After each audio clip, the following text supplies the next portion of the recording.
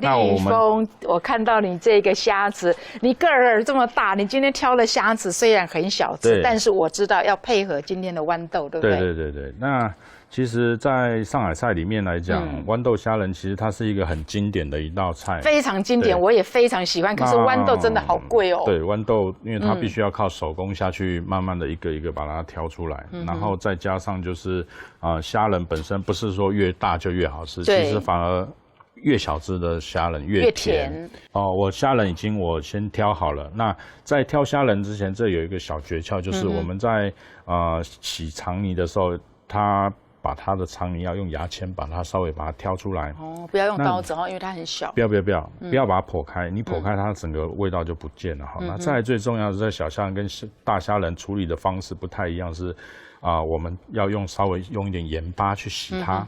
洗它的作用就是让我们的虾仁口感更 Q 弹，那它也会本身吸一点点的盐，所以我们抓完盐的时候，稍微再洗干净，把它擦干，用擦手纸巾把它擦干，吸水吸干之后，再来放一颗蛋清下去，把它做抓麻的动作。连蛋黄吗？不用，蛋清就好。蛋清就好。对，所以你现在这个就是已经抓完盐巴之后，已经用我们的那个餐巾纸把它这个多余的水分吸干，对，然后再加上蛋白，对，还有加上一些别的东西吗？没有，就这样，就这2样就可以做出餐厅那么好吃的。对，然后放一点，最后的时候放一点点的放一点点的太白粉就可以了。哦，对，那再来就是。因为这道菜它其实它的调味也很简单，那最重要为什么要这么简单调味？就是我们要凸显这个虾仁的一个它的一个鲜甜的味道，还有就是一个豌豆米它本身有一个很清甜的一个味道，所以我们今天这个调味不能复杂，就简单的用盐巴就可以了。可是盐巴不能下太重，因为你下太重反而去盖掉这2个的味道。对，我们今天要求的这个豌豆米虾仁是要求它的原味重现哦。好，那我们用一点沙拉油哈。那必须要有一件事情，就是虾仁下去的时候油温不能太高，不能像我们做油炸的那个油温那么高。它大概介于在120度左右，130。那真的蛮低的哦，就是过油而已嘛。对，就是过油，但是泡着。但是不能没有温度，因为你没有温度的话，它基本上它表皮它没有收缩的话，它的甜分是不会锁在里面，反而不好。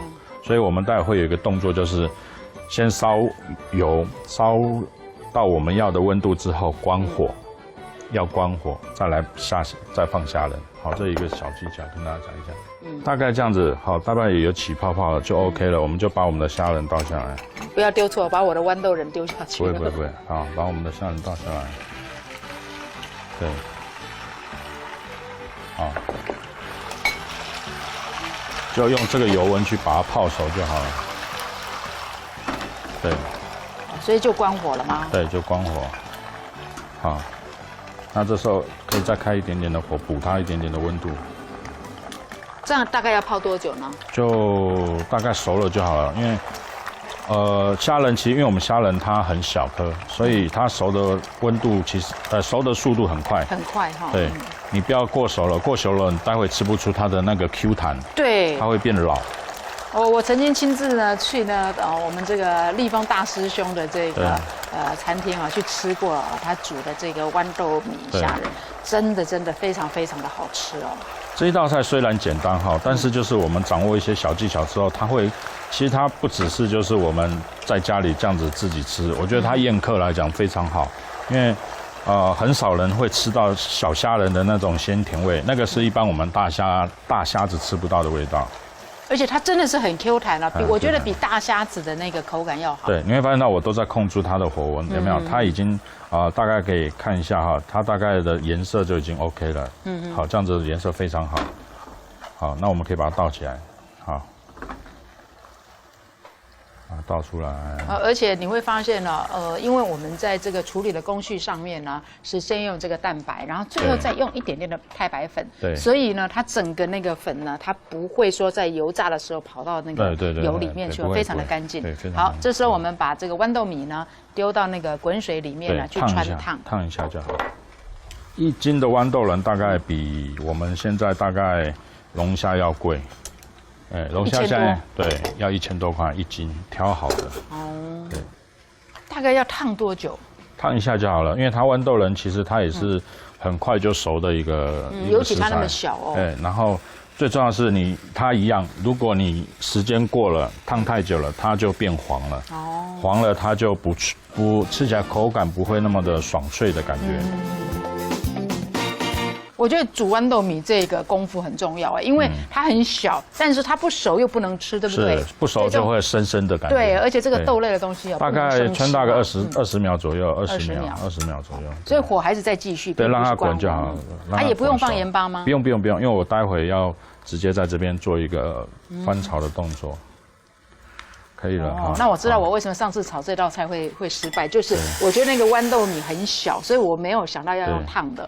我就把它直接下锅去炒，结果越炒越干瘪。对，你会发现它烫起来的豌豆仁很漂亮哈。那颜色非常的翠绿，像一颗翡翠一样。对，好，那现在我们来做一个简单的我先不开火哈，一样，这一道菜非常简单，就是我们先放一点点的绍兴进来，绍兴酒，然后再来一点点的香油，一点点就好了。然后一样，我们放一点点的盐巴。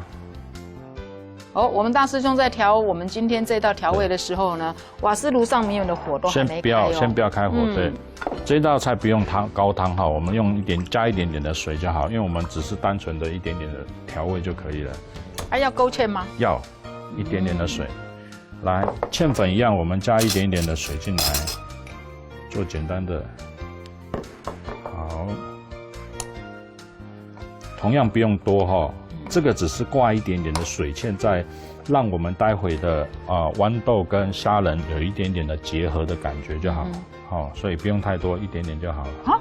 火都还没开，你就直接把这个太白粉加进去，这样就好。这个是比较特别的料理手法。好，我们大概因为它锅子还有一点余温，我们大概就先这样，然后这时候来开火，把你刚刚我们的虾仁倒下来然后一样豌豆米下来。利用我们这个余温，它也给简单的一个拌炒。对。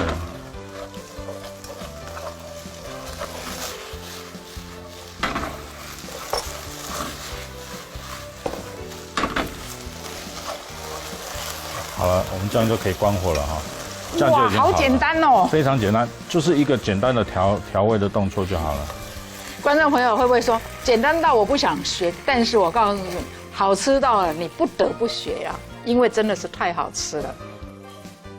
很简单的料理，但是你要煮到大师兄这种程度的话呢，你虽然看起来很简单，但是刚刚那个步骤你千万不要去忽略它什么时候关火，什么时候开火，什么时候要泡油，泡多少，你只要按照大师兄的去做，一定可以炒出这样子。对，这一道菜其实很简单啦，对，很好吃，简单又养生哈。对啊。